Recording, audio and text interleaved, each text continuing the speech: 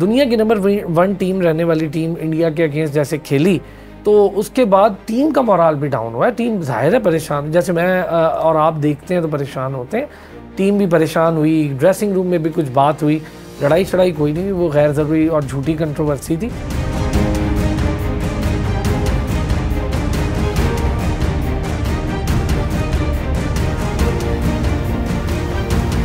Hybrid model चूँकि players को थकाने में बड़ा उसने किरदार अदा किया, और दूसरा हमने खुद जल्दबाजी कर दी बिना सोचे समझे कि आगे आने वाली चैम्पियंस ट्रॉफी के होस्ट आप हैं पाकिस्तान, जो कि 2017 के विनर हैं।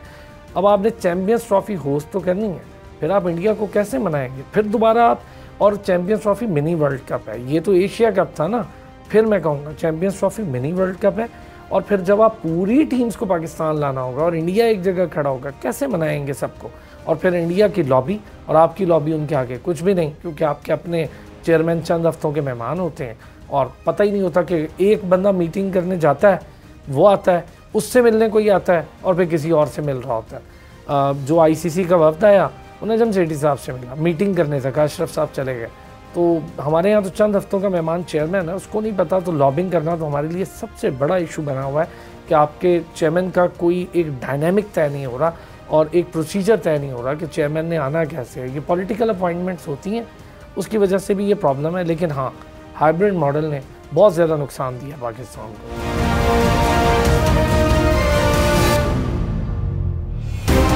बॉलर्स के लिए ना इंजरीज होती हैं, ये नॉर्मल बात है, बॉलर्स के लिए इंजरीज होती हैं। बुमराह बहुत लंबी इंजरी से अभी वापस आए हैं और वो तो 1.5 साल बाहर रहा है बुमराह। इंजरीज इशू नहीं होती, वर्कलोड इशू होता है। आपको वर्कलोड मैनेज करना होता है, क्योंकि देखें आपके प्लेयर्स जो हैं दुनिया भर की लीग खेल रहे हैं। नसीम के साथ सबसे बड़ा प्रॉब्लम है, आप खुद देखें ना, वो हम लंका प्रीमियर लीग में उसे देख रहे थे, वहीं पर हमें पता लग रहा था कि नसीम शाह के साथ कुछ इंजरी चल रही है। फिर एक मैच में बाहर भी बैठा, फिर वापस आया, फिर एशिया कप में ले गए। नसीम आपका बहुत मेजर बॉलर है इस टाइम। अगर आप देखें तो शाहीन के साथ अगर नसीम स्टार्टअप लेता है और अटैक करता है तो उसमें स्विंग होती है। शाहीन बहुत आपका टॉप बॉलर है और मेजर भी है, लेकिन नसीम की स्विंग जो है ना, वो आपके लिए बहुत बड़ा फ़ायदा है, क्योंकि नसीम दोनों तरफ स्विंग करता है, इन भी करता है, आउट भी करता है। अब आपको उसकी इंजरी जो है वो इतना बड़ा नुकसान दे रही है कि वर्ल्ड कप में आपके रिप्लेसमेंट नहीं मिल रही थी।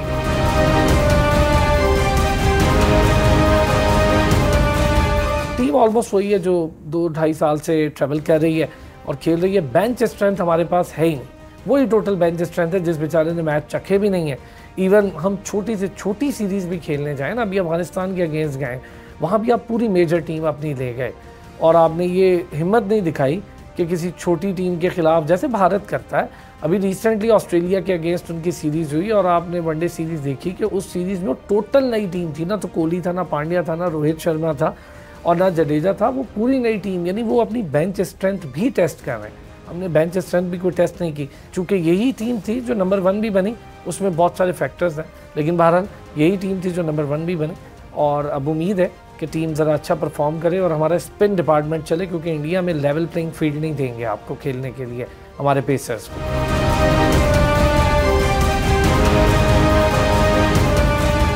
जाकिर खान होते थे जब पीसीबी के सारे मामला देखते थे तो कुछ सख्ती से, कुछ नरमी से, कुछ प्लेयर्स के साथ ये मामला हल कर लेते थे। अब उस्मान वाला साहब हैं, कोशिश की, प्लेयर्स के साथ निगोशिएट किया गया। 3 बड़ी अगर मैं मेजर बातें बताऊं, एक कॉन्ट्रैक्ट के मामला थे कि जी उसके पैसे कितने होने चाहिए, वो तय हो गया, उस पर किसी को एतराज़। दूसरा, प्लेयर्स ये कहते हैं कि एसीसी और आईसीसी से जो आपको फंड्स मिलते हैं, जो पैसे आते हैं, उसमें हमारा हिस्सा होना चाहिए। उसके बाद वो कहते हैं जो आप लोगो लगाते हैं, जो आप स्पॉन्सर लेते हैं, सोशल मीडिया पर आप पब्लिसिटी करते हैं, हमारी ही क्लिपिंग्स चलाकर करोड़ों रुपए अर्न किए जाते हैं, उससे भी ज़्यादा, तो हमें उसका हिस्सा दें। फिर बोर्ड ने एक चीज़ तय की कि अब लीग्स महदूद कर दें, लेकिन अभी तक सिर्फ लीग महदूद करने की बात हुई है कि पीएसएल के अलावा एक लीग खेलने की इजाज़त दी जाएगी। अब ये आगे आने वाले दिनों में आप देखिएगा ये हो जाएगा कि पीएसएल 9th के आसपास ये फैसला हो जाएगा कि पीएसएल खेलेंगे और उसके साथ एक लीग और खेलेंगे, क्योंकि अब बहुत ज़्यादा फिटनेस के मसाइल और 2024 फिर वर्ल्ड कप का साल है और फिर 2025 चैम्पियंस ट्रॉफी का। प्लेयर्स ने ये 3 बड़ी डिमांड रखी कि हमें आईसीसी, एसीसी और फिर जो स्पॉन्सरशिप आती है आपके पास ठीक ठाक उसमें से हिस्सा दें। यही रीज़न पर एक बहस चल निकली कि जी अब लोगो नहीं लगाएंगे क्योंकि लोगो पर स्पॉन्सर है, हमें तो 4 महीने से पैसे नहीं मिल रहे। अब ये तय होते होते यहाँ तक बात आ गई कि वर्ल्ड कप सर पे आ गया, टीम को वीज़ा मिल गया है, टीम इंडिया जा रही है, चली गई है बल्कि, आप समझें। और अब मामला ये है कि अभी तक आप ये हल नहीं कर सके और ये बात आप लेके चल रहे हैं 2 सीरीज़ पहले से। वहाँ से आप शुरू होते हैं, जाके उनसे मिन्नतें करते हैं, बातें करते हैं, लेकिन उन्हें बताते नहीं है कि हमने ये तय किया है। ये बहुत बड़ी हज़ीमत थी और पूरी दुनिया में इसका मजाक उड़ाया जा रहा है।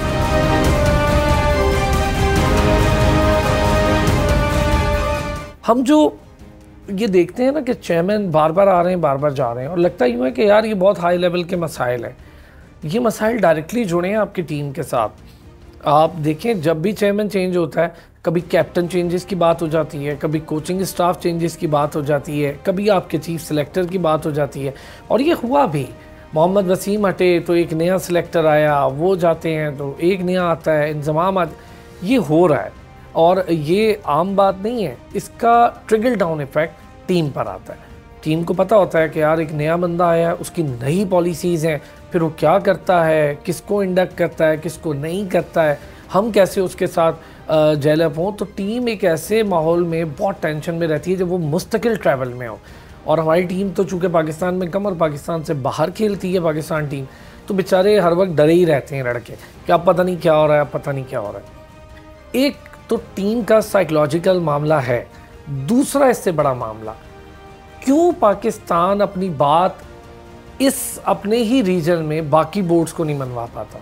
श्रीलंका को लंबा अरसा आपने सपोर्ट किया, नहीं मनवा पाए। आपने बांग्लादेश को बहुत लंबा अरसा सपोर्ट किया, टेस्ट स्टेटस आपने उन्हें दिलवाया, मेहनत की उनके लिए। आप उन्हें इस बात पे कायल नहीं कर पाए कि भाई पाकिस्तान आके ही पूरा हाइब्रिड मॉडल छोड़ो, यहाँ खेल लो। इंडिया ने उन्हें कायल क्यों? क्योंकि इंडिया लॉबिंग करता है और फिर आप चीखते हैं कि जी भारतीय बहुत बड़ा ताकतवर है।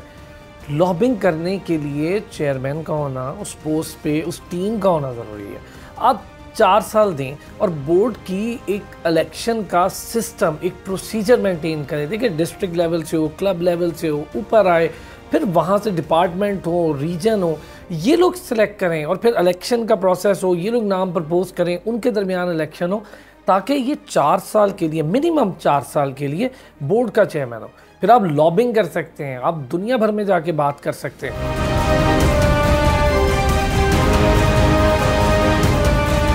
अभी एक रिसेंटली वाक़या हुआ है कि मोहम्मद आसिफ हमारे मैजिशियन बॉलर रहे हैं और कुछ तनाज़ात का शिकार होकर टीम से बाहर हो गए। वो एक स्पेस में आए, उनसे सवालात हुए। अच्छा, कुछ चीज़ें कट करके अपने अपने मकसद की, उसके आगे पीछे की बात कट करके भी लगा दी जाती है। ये भी बहुत ज़्यादा सोशल मीडिया पर होता है। और ये भी है कि मोहम्मद आसिफ ने ये ज़रूर कहा कि शाहीन जो हैं उनके रिदम के लिए वो थोड़ा सा परेशान है कि जब वो रनअप लेते हैं तो एनर्जी अपनी रनअप में सर्व, ये मोहम्मद आसिफ ने कहा उसी स्पेस में। और मैं समझता हूँ कि एक बड़ा अच्छा बॉलर है, बहुत बड़ा नामवर बॉलर है, चीज़ें बेहतर समझता है। तो अगर कुछ कह भी रहा है और गैर ज़रूरी तनकीद तो खैर आप इग्नोर करें, लेकिन अगर कोई कंस्ट्रक्टिव बात कर रहे हैं तो उस पर थोड़ा वर्कआउट लाजमी करेंगे। अगर रनअप में अपनी एनर्जी ज़ाया कर रहा है तो उसके रनअप को स्मूथ करने की ज़रूरत है। बनिस्बत शाहीन के उन्होंने कहा कि नसीम शाह अपने रनअप पे एनर्जी बहुत कम ज़ाया करते हैं। बाबर आजम वाली एक बात हुई इसमें, उन्होंने ये कहा जी बाबर आजम को सिलेक्ट भी हमने किया जब छोटा था तो अंडर 16 में आए। उसके बाद बाबर आजम के जो वालिद हैं उन्होंने भी इसको इंडोर्स कर दिया एक बयान में कि बिल्कुल ऐसा हुआ। फिर उन्होंने कहा कि हम अपने बड़ों की रिस्पेक्ट करते हैं। जबकि आसिफ ने ये कहा, उनसे बॉलिंग के हवाले से सवाल किया गया तो उन्होंने ये कहा कि मैं आज भी ऐसी बॉलिंग करता हूँ कि अगर बाबर आजम को भी करवा दूँ तो उसको भी मेडन ओवर करवा दूँगा आज भी। अजीब सी बात है। देखें, ये समझने की बात है, आमिर हो या आसिफ, बाबर आजम का नाम क्यों लेते हैं? दुनिया का सबसे बड़ा प्लेयर है। पाकिस्तान में इतने बड़े कैलिबर का बैट्समैन अब तक पैदा नहीं हुआ। बहुत बड़े बैट्समैन पैदा किए पाकिस्तान ने, इंजमाम किया, सईद अनवर किया, मोहम्मद यूसुफ किया, जावेद मियाँदाद लेजेंडरी पैदा किए पाकिस्तान ने। लेकिन इन सब के रिकॉर्ड्स अगर देखें वो अपने अपने टाइम के बहुत जाइंट्स। बाबर आजम सारे रिकॉर्ड्स तोड़ता हुआ आगे जा रहा है, जस्ट 28-29 ईयर्स ओल्ड है। वो उसके पास बहुत क्रिकेट पड़ी है। अच्छा, उसका मुकाबला बहुत जल्दी अब विराट कोहली से शुरू हो गया, तो इसलिए जब कोई पॉपुलर होता है तो जाहिर है उसी को थोड़ा सा टीज़ भी किया जाता है या उसी के बारे में बात की जाती है। Thank you for watching the full video. If you want to see more of such meaningful content, show your support by hitting the subscribe button.